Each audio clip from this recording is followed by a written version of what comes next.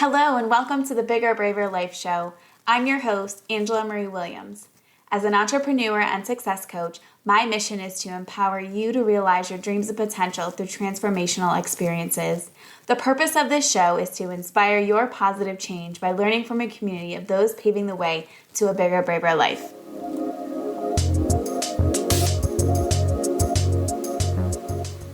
Hi everyone, welcome to the Bigger, Braver Life Show. I'm your host, Angela Williams, your Bigger, Braver Life Coach. Welcome to the show. We have an amazing guest with us today, TJ Wey, who is your hashtag very Asian, non-binary, gluten and dairy-free money habits coach. Z is on track to retire by 40 and wants to help other small business owners get on track to retire. Welcome, TJ. Thank you for having me. Absolutely. So why don't you go ahead and tell us your story and what you do, what your work in this world is? Yeah, for sure. So I would describe my early life as your typical Asian, like parent approved life where you do well in school, you focus on that, and then you go to college and then you get a good job and it's stable and it makes money and you're here in corporate America. Like all the Asians I run into, like I'll walk into like a Korean restaurant and they'll ask me if I'm a knowledge worker, is how they put it, of somebody who doesn't have to do manual labor and it's stable. That's like their version of the American dream. So I did all of that because I agreed that financial stability was a big deal to me. I associate money with independence. Coming from a collectivist culture while growing up in an individualistic culture, I needed that space to myself to be like separate from my family, to have some healthy boundaries. So I went along with that. And I basically spent over a decade pretending that I belonged in corporate America, that was a good fit for me. I mean, some of it's like constructed in my head that I got indoctrinated into like business should be more white. There's no room for being Asian. I didn't talk about like being bi or non-binary at work or any of that. And there were definitely several times I burned out. And eventually I was able to start my own business on the side, especially during the pandemic. That helped a lot, actually. Yeah. And met a community of other business owners that were supportive and that made me feel like I wasn't alone, because I had actually started business back in 2018. And back then I was alone and I tried to go to mixers and things like that for other business owners, but it wasn't the same as what we can do now. I feel like the internet has really blown up in terms of the supportive culture we have around entrepreneurs. And that's really what's allowed me to move away from my corporate 9 to 5. I still consult in corporate as an organizational change manager. That's where most of my revenue comes from, for full transparency. And that freedom of setting my own hours and being online and seeing what else is possible has allowed me to move into this space where not only am I coaching people with their cash flow management in their businesses, I'm also starting my own podcast, The Asian Detox. Yay! I'm so excited because this is really, the way I describe it, is my love letter to my Asian American identity. I had this concept in the business world where like there wasn't room to be Asian in business.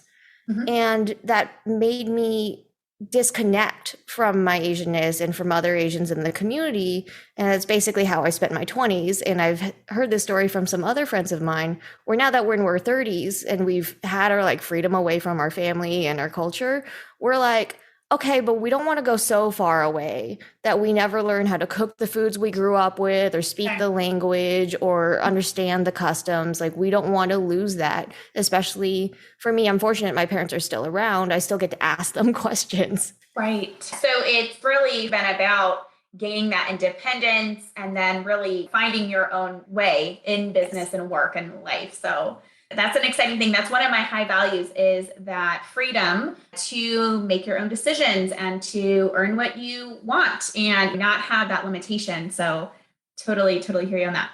Tell us how you're living your bigger, braver life now. So there's a lot to this. Some of it I like consider just being me, and it doesn't feel like I'm being brave, but then I'll get feedback that they're like, oh, you're so brave for XYZ. One of them actually is the pronouns. If I'm in Zoom, they let you put them in there, or I'll put them in my email signatures. And I do still consult with corporate. And I had somebody during a one-on-one go, hey, I wanted to ask about pronouns because you're the only one I see doing that, putting it in your signature. The way their infrastructure is, the Microsoft Teams still doesn't have a solution for pronouns to show up during meetings. Okay. And that's what they use. And like, I'm having this conversation a lot of how even when we do put pronouns up, it's usually the heteronormative ones. You very rarely see the they, thems or anything else that's non-traditional. And that's one of the things for me of, I don't have a personal issue with transparency. Privacy is a concept that like is meant to keep you safe. And it's also a very Asian thing of like, you're not supposed to air your dirty laundry outside of the family, all of these things. And that was part of my struggle with the Asian American identity of like, but that's not me as a person. That was my culture. So I'm doing everything I can for all of my identities that doesn't get talked about much to be as visible as possible. Absolutely. Thank you for sharing that. Yeah, I'd agree. And I would strongly encourage you to check out all of TJ's socials, which we'll put in the show notes after this. And I mean, such amazing stories and lessons. I loved everything that you post. It's so helpful on many levels, like life and work and everything. So talk to us a little bit more about your journey to success. How do you define success? I ask everyone that because I feel like it's different person to person. So how do you define success for you? Well, I wouldn't be a money coach without mentioning the money aspect. Right. So the financial independence is a big part of it because to me, that's the security. It's the foundation I need in order to be able to do the rest of what I do, right? The reason that I can be more obviously like ethnic or talk about my pronouns, or the other day I was actually at a IT networking event and this room full of guys and I'm talking to the like one of three other females in the room, and I was listening to myself say the word period out loud in the middle of this room. And a year ago, that would not have been something I would have said when I'm surrounded by guys, right? But the fact that I am removed from corporate culture from a traditional sense, I still consult with them, but it's like being a consultant is a different tone where you get a lot more freedoms. So like having been removed from that because I didn't need somebody else to support my income, that I knew that I could find my own way, or that I had enough invested that I could at least survive a certain period of time without income coming in the door. That is what allows me to choose what I call my abundant life, is the version where I get to be everything I want to be without worrying about the repercussions to like my employment or my income and all of those things. Beautiful. Yeah. So that freedom, that abundant life, that's your version of success and you're living that now. Yes. That's awesome. Can you talk a little bit about how you came to the type of business that you have and where does that passion come from to help others and all of that? Yeah, for sure. So the money coaching business really comes from having done it for myself. And I wouldn't have been able to do it for myself if I didn't have my mother to model it for me. So my parents are immigrants and they came over when they were in their like late 20s, early 30s. And my parents basically had to learn the American financial system, right, from scratch. And there was no internet. Every time I tell this story, I always have to point out there was no internet when my That's a great point because we take so much for granted just typing away, and people had to go to the library, y'all had to do a lot of other stuff. They had to ask people, they had to do trial and error, they had to pick up the phone, all these things. And, you know, like English as a second language and all of these barriers that were there. And I'm so grateful that my mom pushed and she learned to like optimize on her side. We grew up extremely frugal. And that definitely helped me get where I am today because I wouldn't like have anything to invest if I wasn't also saving from the expenses side. And the fact that my mom showed me that women can be good at money, right? Like I didn't know otherwise until other people started telling me about how their money stories were that women were bad with money. I was like, no, it's totally normal because that's all I saw in my household, right? So I started with I wouldn't even say it was a neutral money mindset. I started with a positive money mindset. I knew how to look at my money. I knew how to balance a checkbook. I knew that like stocks weren't scary. Like my mom invested in stocks. We used coupons. We did all the things. And just having that exposure as a young child makes it so that when I go on the internet and I want to learn the latest thing, that at least I'm not like stuck with this intimidation and overwhelm, that there's some familiarity there. Absolutely. That's a great point. When I was working in a college setting, I was really working with students who were more financially strapped. They might have identified as homeless. They might have a lot of financial challenges and barriers. And doing some research, looking at the research in this, a lot of the money stories and the financial education starts with the family. So it sounds like you got a really great gift in feeling confident and not overwhelmed and things like that. Because you're right, that exposure is so important. And even not feeling, like you said, intimidated or overwhelmed, you felt familiar. And that is even a higher step up, right? Than just saying, oh, what is this, right? And no exposure at all. Yeah, So it's not that's even the great. neutral. I think Right. it's actually really hard to come into money stories at the neutral state. You're usually either in the super Yeah. negative state or you're in the positive state. The middle would be kind of unusual to be in. I would love to meet that person who somehow managed to be extremely money neutral. Same. What Yeah. this life story was, or like the level of optimism they have. So the fact that I have basically what I call like the knowledge aspect of generational wealth makes it so that I'm in a position to work with people who didn't get that benefit and find ways to break down concepts that are approachable for them, that make sense for them, or that are custom for their situation. And that's just one of my superpowers, is that I'm good at translating. And I started translating like Chinese parents with English, but like translating is what I do, knowledge into a way that works for that particular person that I'm talking to. That's awesome. What a great gift. Because I think that's a lot of the thing that people want too, is having the information, but in a way that's digestible. Having information is great, but sometimes it feels overwhelming and intimidating when presented a certain way. Yes. But when you're able to break that down, that's what's the true service to people that they need and want, right? So tell folks how they can work with you. So they can work with me through my money coaching. I'm actually offering a generational wealth building money mentorship. It's 3 months worth of time with me for people who are ready to focus on their next big money move. So things like, I'm ready to invest in real estate, or I want to understand stocks, like those types of moves where you have brain space to commit. Okay. Or if like you want to build up the foundations in your business. So like 3 main ways, topics that we can pick, and I build out a strategy plan for them. And then it's basically access to me, my brain. I curate resources. I provide emotional support, all of these things. It's unlimited, but that's the primary offer right now.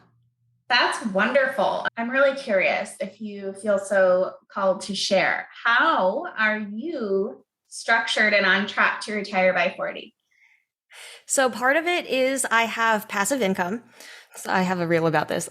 So I thought I was going to marry my high school sweetheart, and that didn't happen, but I had saved up for our wedding because I was in a situation where I was going to fund it myself. So I had all this cash when we broke up, and one of my friends had just bought her own condo. She's a little older than I am. And I was like, oh, that's a thing I can do with this money. So I went and bought a condo at 25. Nice. And then 5 years later, again, I thought I was going to marry someone and started like building up a little bit of a nest egg to fund a wedding, and that also didn't work out. And now I live in this house. The real estate is coming through. Yes. Okay. So that's one of the easiest way to build up real estate, is like as your primary residence, and then you move and then you rent out your old place. So I rent the condo out, and then I have a roommate that pays most of the mortgage for this place. Nice. So I'm basically in this place where I'm living rent free, is the way they like to call it in the financial independence, retire early movement. Yeah. It's a really weird like misnomer in terms of what it means, but like that's usually your biggest expense, is the cost to live in the place you're either renting, or the mortgage is your biggest fixed expense. And then if you can get that as low as possible, then most other things are easier in terms of trying to compress and use that variable expenses to increase your savings rate. And then once you have an emergency fund, then you go and invest it. And I'm in stocks and crypto, and I've got some retirement accounts that I just maxed out while I was in corporate. Nice. Right? I had the luxury of doing that. I am the only one depending on my income. So I get to compress my expenses as low as I'm willing to have my standard of living be. Right. So that is a big part of it too, right? Like it's a little harder when you have people who are dependent and you got to convince them. Right. But if you focus, and there's some formulas for it to figure out what's reasonable, to do the math of how long you could live off of your current investments. And that's not to say that I would stop working entirely, because I'm not that type. Yeah. I'm a busybody, but it like gives me this option, right, of being able, we call it work optional, to pick and choose what contracts I sign up for or what clients I take. And that's really what that means to me. So it's not like I'm going to stop at 40, but it's a great way to express where I am financially. That's amazing. I think a lot of people in the younger generations, that's the goal, is to retire earlier than, previous generations. So that's very attractive in that sense. And I love that work optional piece. I just was having a conversation about this just before we talked. And it's these previous generations. It's like you work these hard labor jobs until you can't. And it's really hard, right? And it's like, we're really trying to move away from that. I love that term, the work optional. So you can pick and choose and you don't feel like you have to take something that you don't want to do because you don't really need the money. I think that's where we get caught up as entrepreneurs a lot too. Yeah. And actually, one thing I want to point out for people, if they haven't done the math to understand how much they need to retire or whether they can actually afford to retire, I would suggest looking it up. You can look for the 4% rule or multiply your annual expenses by 20. I think it's 20, might be 25, 25 Okay. by 25 to see how much you need in investments in order to sustain your current lifestyle. Yeah. It's not a perfect way to do it. There's a lot of timing involved with the market. And what if you want to have a more extravagant life than you have now? Right. Or your kids are going to college during your retirement years, all of those things. But if you haven't looked at it, I would suggest at least looking at the math to see how close you are, because you might be closer than you think. Great point. And one of my values is knowledge. And so having that will give you the ability to get more clear on, okay, what strategies we have to take next, what support might we need to have next, what's the next investment when you have that particular goal in mind and have the numbers around it. So important. Thank you, TJ. Any final thoughts or words for folks listening today? The one that comes to mind is I've talked a lot about abundance, but I want to talk through the concept of like, it's okay to have the scarcity tool belt of like all the ways to reduce your expenses and be in that place where you're optimizing your finances. But the goal is not just to do that, it's to then move into abundance, to, especially as a business owner, that it's hard to run a business when you're constantly in scarcity because you get that desperation salesman kind of those tactics come into play. Right. The bro marketing comes in. So I want to encourage people to find that balance between when it's appropriate to be in scarcity mindset and when it's time to slow down and recognize your wins and use that gratitude to put yourself into a place of abundance. Thank you so much. You've shared so many amazing points today. And again, for those who want to contact TJ, we'll put all the information in the show notes. And as always, if you want to support living your bigger, braver life through your mindset and success, you're always welcome to reach out to me. Thank you all, and we'll catch you in the next episode.